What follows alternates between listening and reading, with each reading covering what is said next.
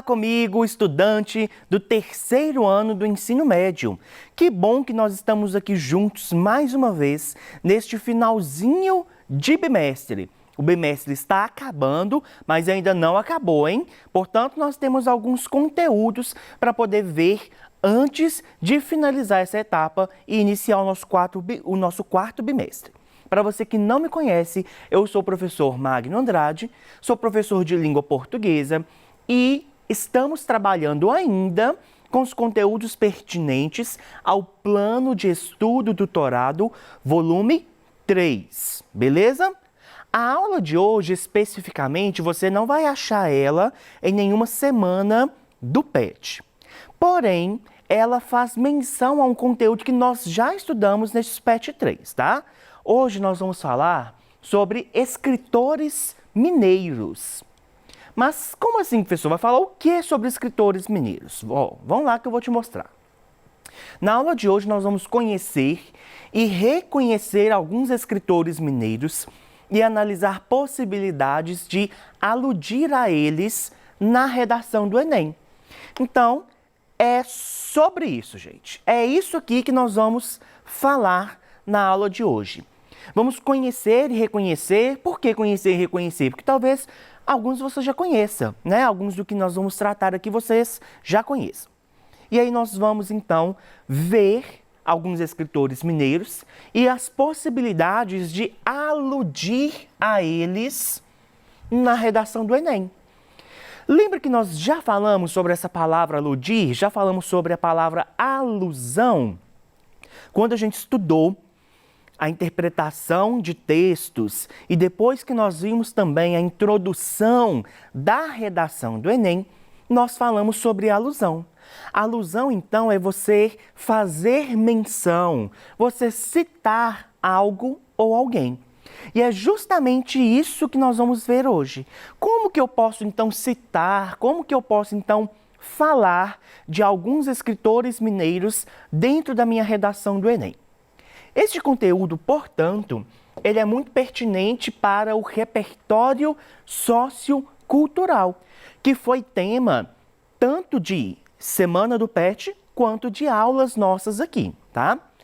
Mas antes de entrar no conteúdo propriamente dito dos escritores mineiros, é importante que a gente lembre o que é repertório sociocultural.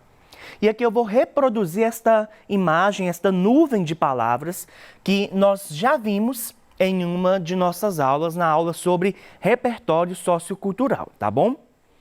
Essa nuvem de palavras aqui, que como vocês podem perceber, ela tem o formato de mapa mundi, ela tem várias palavrinhas, olha só. Cinema, biologia, moda, literatura, sociedade, séries, economia, artes, videogame, futebol, uma série de palavras. Por que tem essa quantidade de palavras apresentadas nessa nuvem aqui? Justamente pelo fato de eu querer representar para vocês tudo aquilo que pode ser utilizado como repertório sociocultural para a sua redação. O repertório sociocultural, então, ele é o seu conhecimento de mundo. É como que você utiliza daquele seu conhecimento de mundo para enriquecer a sua produção textual. O que é o conhecimento de mundo? É tudo que você conhece. Se você conhece algo sobre alguma dessas palavras aqui, ou sobre a infinidade de outras questões que nós temos no mundo, você tem conhecimento de mundo. Talvez você saiba muito sobre futebol. Eu, particularmente, não sei muita coisa sobre futebol, não. Só sei quando o povo faz gol. Mas talvez você conheça muito sobre futebol. Ou talvez você conheça muito sobre moda ou maquiagem. Tudo isso é conhecimento de mundo que você pode utilizar dentro da sua redação como repertório sociocultural. O que a competência 2 de avaliação do Enem fala? Vamos lembrar? Nossa primeira aula deste bimestre, do terceiro bimestre, foi sobre a competência 2. E ela avalia o uso do seu conhecimento de diversas áreas para produzir a sua argumentação. Lembra disso? Portanto, o repertório sociocultural é quando você utiliza do seu conhecimento de mundo para enriquecer e para construir a sua argumentação. Professor, então eu posso colocar o que eu quiser de qualquer jeito? Não. Eu falei isso também. O repertório sociocultural, ele deve ser feito de modo produtivo, lembra disso? Ou seja, você precisa de colocar ele na sua redação de modo com que ele realmente dialogue e tenha coerência com aquilo que você está construindo no seu texto. E que ele seja legitimado. Portanto, o seu conhecimento de mundo abordado na sua redação precisa de ser legitimado por alguma área do conhecimento. O que isso quer dizer? Você não pode somente colocar um dado, por exemplo, um dado estatístico sem a fonte. Eu preciso de apresentar a fonte. Eu preciso de apresentar quem que legitima este dado para que aí sim ele possa ser utilizado na minha redação. Então a gente tem que tomar alguns cuidados na hora de produzir, mas aquilo que você conhece sobre o mundo, sobre os diversos assuntos no mundo, pode se tornar repertório sociocultural para a sua redação, sim. Beleza? E hoje eu quero enriquecer o seu repertório sociocultural te apresentando alguns escritores mineiros. A gente precisa de aprender a valorizar de fato aquilo que vem das nossas terras. Existem diversos escritores brilhantes espalhados pelo Brasil. Mas nós também temos uma produção literária, temos e já tivemos uma produção literária muito rica. E, claro, precisamos de dar crédito a isso, beleza?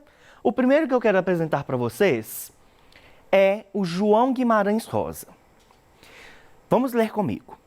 Guimarães Rosa, contista, novelista, romancista e diplomata, nasceu em Cordisburgo, Minas Gerais, em 27 de junho de 1908 e faleceu no Rio de Janeiro em 19 de novembro de 1967. A publicação do livro de contos Sagarana em 1946 garantiu-lhe um privilegiado lugar de destaque no panorama da literatura brasileira, pela linguagem inovadora, pela singular estrutura narrativa e a riqueza de simbologia dos seus contos. Com ele, o regionalismo estava novamente em pauta, mas com um novo significado e assumindo a característica de experiência estética universal. Bom, Guimarães Rosa, então, ele foi um escritor, já faleceu em 1967.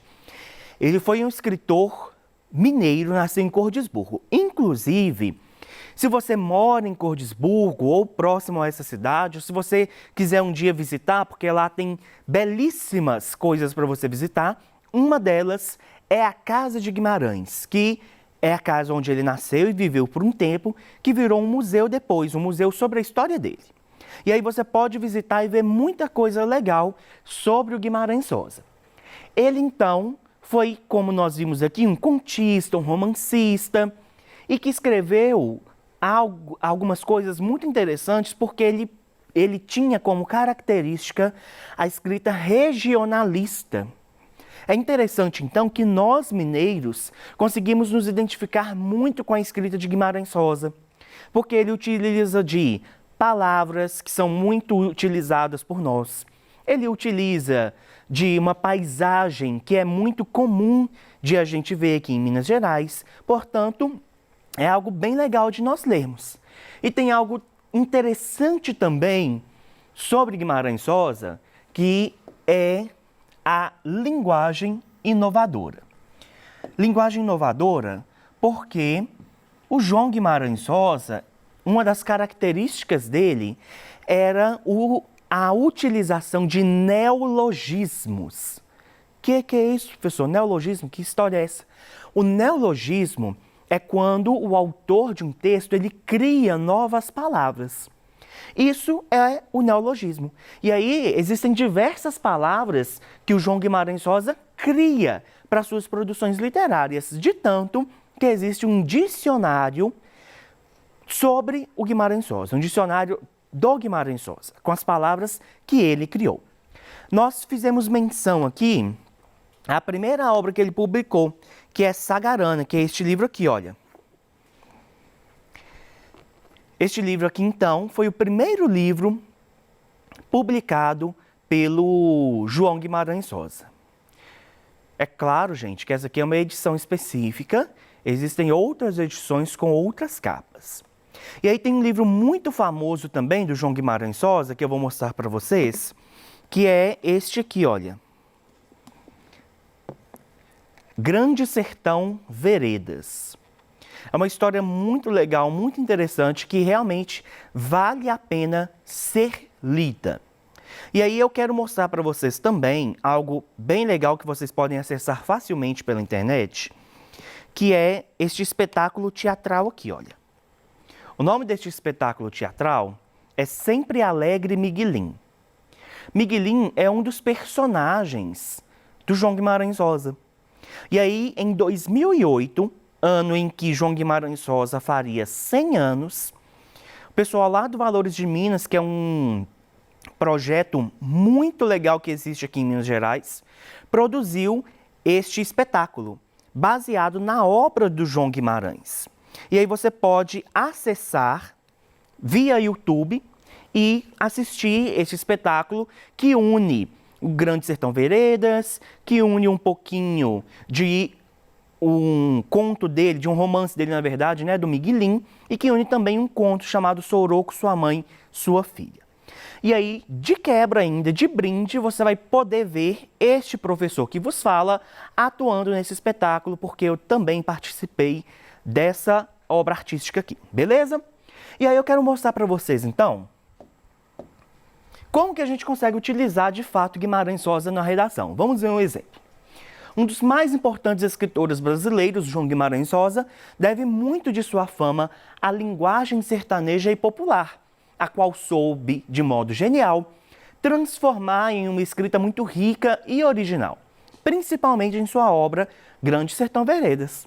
Porém, o preconceito linguístico existente na sociedade brasileira evidencia que o reconhecimento da linguagem popular não é algo comum.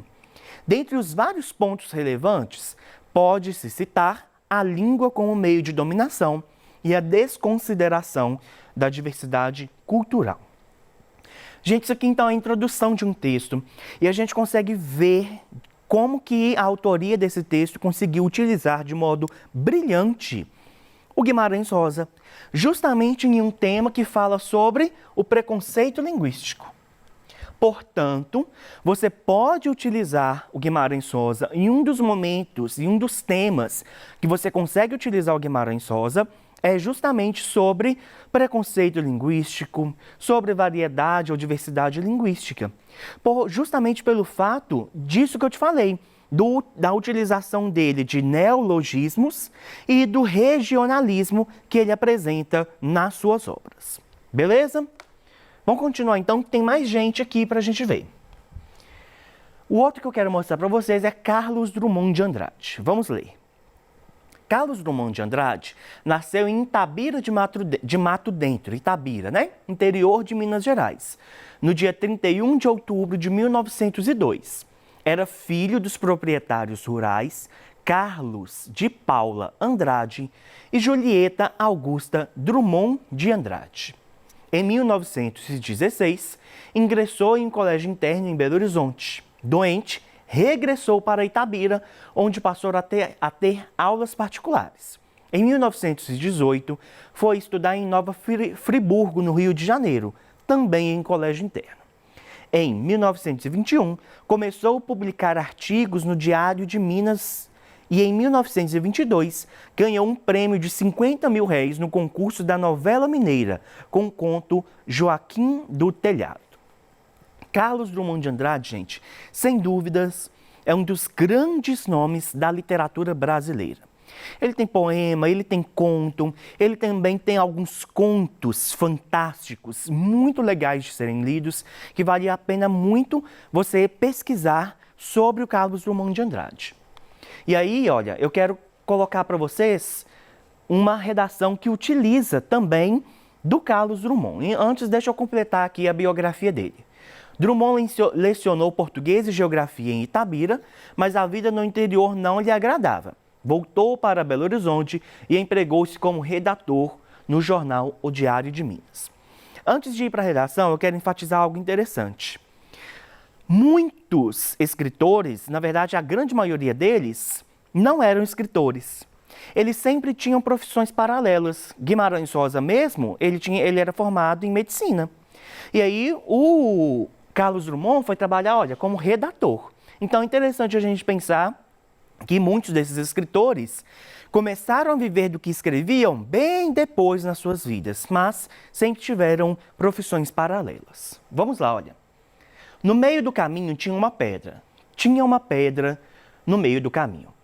Esse trecho de Carlos Drummond de Andrade exemplifica bem a existência da desigualdade econômica e social nas sociedades, a qual limita que expressiva parcela das pessoas tem acesso a vários recursos, enquanto uma minoria os explora, exacerbadamente.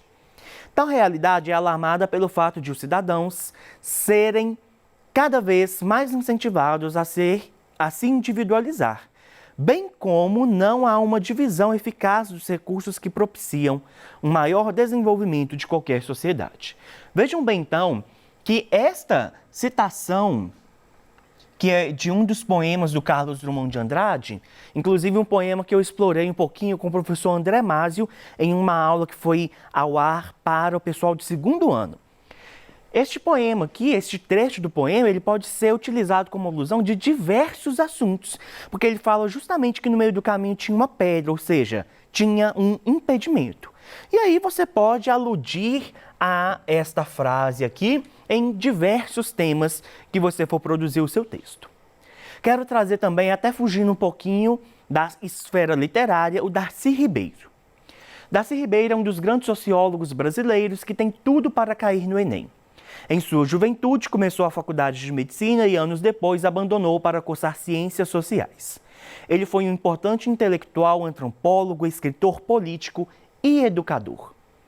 Ele percebe que a formação da nossa sociedade é marcada por conflitos, de modo que quem vence geralmente são as classes dominantes. Dois exemplos disso, lembrados pelo professor, são os massacres indígenas e o fato de os negros, mesmo depois de alforriados, ainda serem inferiorizados. E aí ele pode ser citado nos temas relacionados à política, à educação, à antropologia. Para isso, vocês precisam de quê? De conhecer um pouquinho da obra dele. Isso não só em relação a ele, mas em relação a todos os outros que a gente já falou até agora. Tá bom? Vocês precisam de ler, de saber mais sobre a vida dele, para conhecer de fato o que ele defendia e como você pode fazer uma alusão na sua redação. E eu quero fechar com ela, não mais menos importante, Carolina Maria de Jesus. Negra, catadora de papel e favelada, Carolina Maria de Jesus foi uma autora improvável. Nasceu em 14 de março de 1914 em Sacramento, Minas Gerais, em uma comunidade rural, filha de pais analfabetos. Foi maltratada durante a infância, mas aos 7 anos frequentou a escola. Em pouco tempo, aprendeu a ler e a escrever e desenvolveu gosto pela leitura. Em 1937, após a morte da mãe, ela mudou para São Paulo e aos 33 anos, desempregada e grávida, mudou-se para a favela do Canindé, na zona norte da capital paulista. Trabalhava como catadora de papel e nas horas vagas registrava o cotidiano da favela em cadernos que encontrava no material que recolhia. Um destes deu origem a seu primeiro livro, Quarto de Despejo, Diário de uma Favelada, publicado em 1960. A obra virou um best-seller, foi vendida em 40 países e traduzida para 16 idiomas. E aqui vamos ler uma introdução que utiliza da obra dela. Na obra Quarto de Despejo, a escritora Carolina Maria de Jesus relata em diários a história da sua vida na favela do Canindé, onde, acompanhada por seus filhos, enfrentava diariamente situações deploráveis como o de fome e sede. Momentos de lazer como idas ao shopping ou ao cinema, por parecerem luxuosas, não eram nem sequer cogitadas pela família. Atualmente, assim como mostrado pela autora, a falta da democratização do acesso ao cinema é uma realidade no Brasil, sendo necessária a tomada de novas medidas que resolvam definitivamente a questão. Então, gente, olha, eu quero falar mais uma vez com vocês. Vocês precisam de conhecer a obra para aí sim conseguir aplicar. Porque essa pessoa, conhecendo a obra Quarto de Despejo, conseguiu aplicar ela em um tema sobre a democratização do acesso ao cinema no Brasil. Beleza, galera? Bom, na aula de hoje, então, nós conhecemos e reconhecemos alguns escritores mineiros e analisamos possibilidades de aludir a eles na redação do Enem. Essas foram as referências que eu utilizei. Muito obrigado pela sua presença, pela sua participação e não perca a nossa próxima aula. Até lá!